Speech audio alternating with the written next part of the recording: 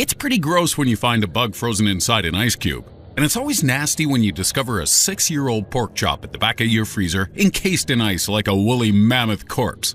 But these minor inconveniences are nothing compared to the abject horror you'd experience if you'd unearth the objects we're about to see in our list of 5 terrifying and creepy things discovered. At 5, the casualties of the White War.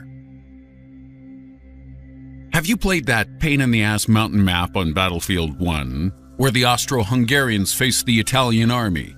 You know, the one with the ridiculous suits of armor, and the valley where it's impossible to 360 a Zeppelin? Well, this was the site of the Italian front in World War I, where the Allies fought the central power of Austria-Hungary in a series of brutal mountain conflicts and freezing high-altitude conditions.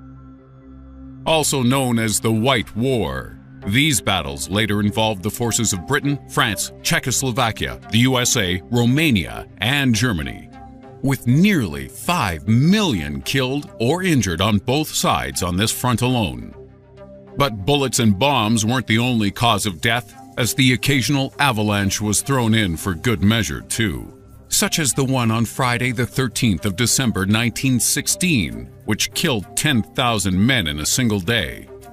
The remains of soldiers from the White War are still found preserved to this day, and one of the most notable finds occurred in 2012, when the bodies of 2 teenage fighters aged just 16 and 18 were discovered side by side in the Presena Glacier.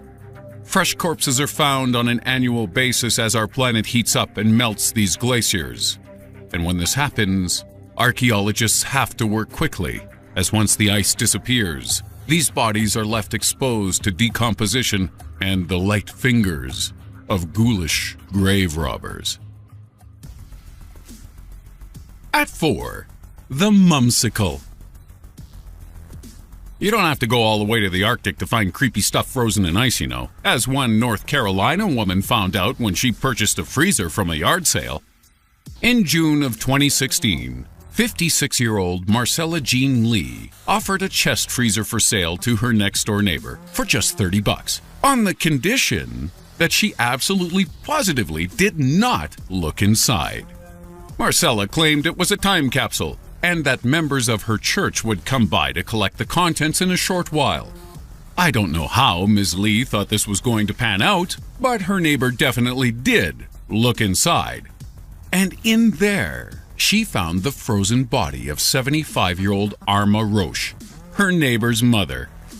Wow, her mom's got way more chill than mine.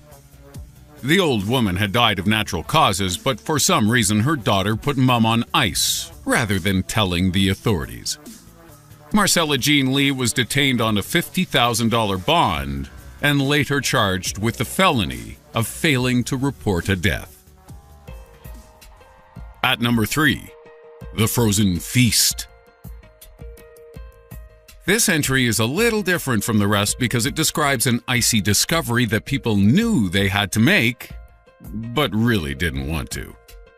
In 1972, the Argentinian rugby team Old Christians Club were on a flight to Chile when it crashed into the frozen peaks of the Andes mountain range.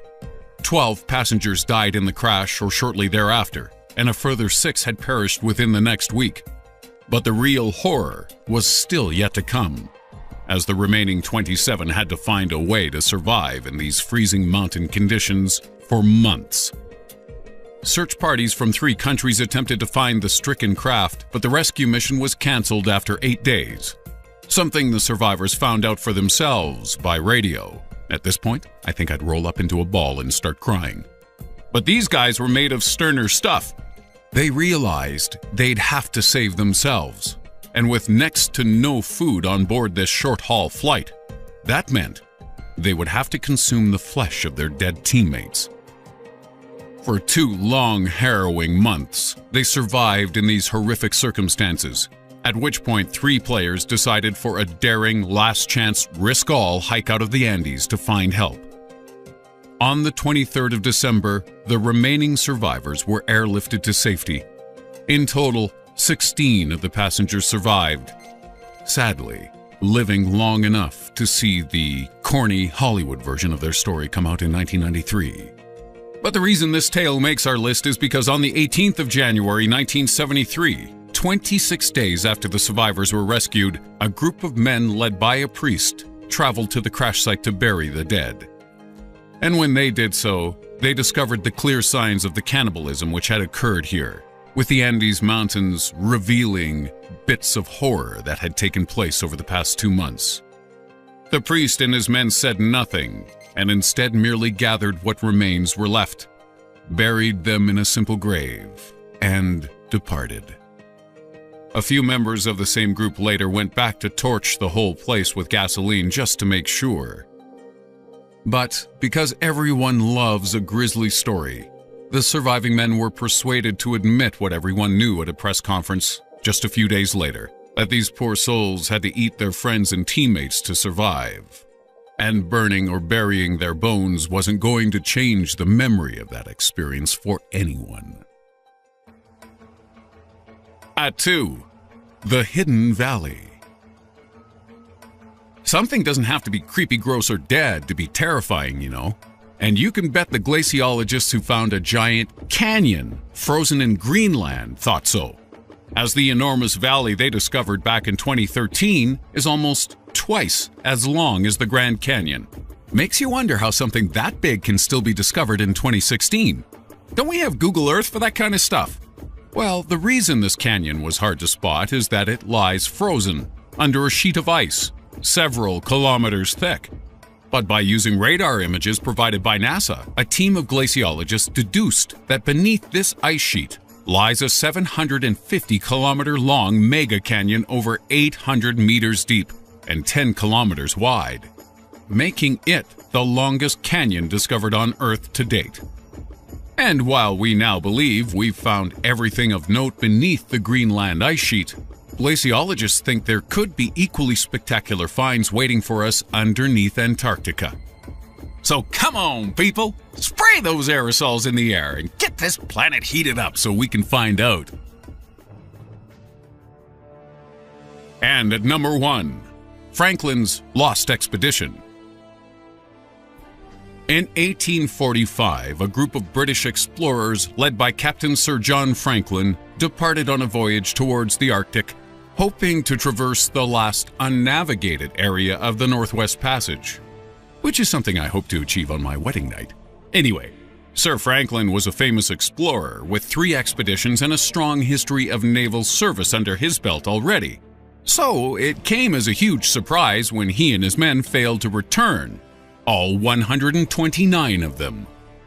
Search parties were launched to find the lost expedition, but despite ships from Britain and the USA taking part, nothing of the explorers or the ship was seen for several years. Until in 1850, an explorer called John Ray heard tales from local Inuit of a white man's expedition off the Canadian Arctic coast. He acquired relics from the Inuit, which seemed to indicate a camp had been set up nearby, and these clues led the search party to Beechey Island, where they discovered the graves of John Torrington, John Hartnell, and William Brain.